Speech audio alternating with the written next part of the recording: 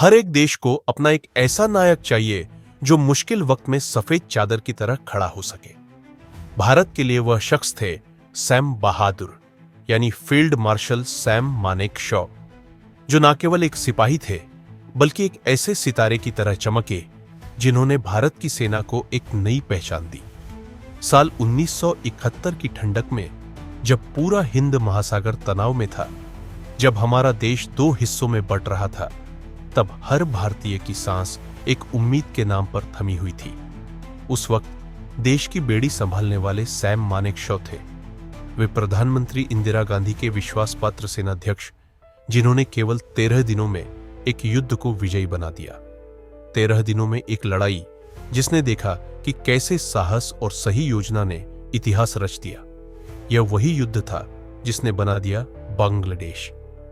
Sam Manekshaw का जन्म एक पारसी परिवार में हुआ था। बचपन से ही उनमें आत्मविश्वास और जिंदादिली थी। वे ब्रिटिश सेना से प्रशिक्षित होकर भारत की सेना में शामिल हुए। कई बार वे घायल हुए, लेकिन उनका हौसला कभी टूटा नहीं।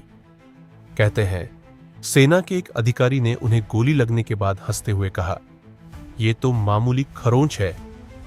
सैम मानेकशॉ सिर्फ एक सिपाही नहीं थे, वे अपने सैनिकों के बीच के सबसे बड़े दोस्त भी थे। युद्ध के मैदान में वे अपनी सूझबूझ और दूरदर्शिता से सेना की राह आसान करते थे। उनका कहना था, एक अफसर सिर्फ अपने पद से बड़ा नहीं होता, वह तभी महान होता है जब उसे अपने सैनिकों का प्यार मिले। उनकी यही सोच और हिम्मत थी जिससे उन्होंने 1971 के युद्ध में पाकिस्तान की सेना को क्लीन चिट दे दी, और इसी वजह से वे भारत के पहले फील्ड मार्शल बने। उनकी वीरता, रणनीति और मातृभूमि के प्रति समर्पण ने भारत को गर्व से झुकने नहीं दिया। सैम बहादुर ने केवल युद्ध नहीं जीता, बल्कि हमारे दिलों में भी उनकी अमर ब्रह्मांडीय छवि बनाई।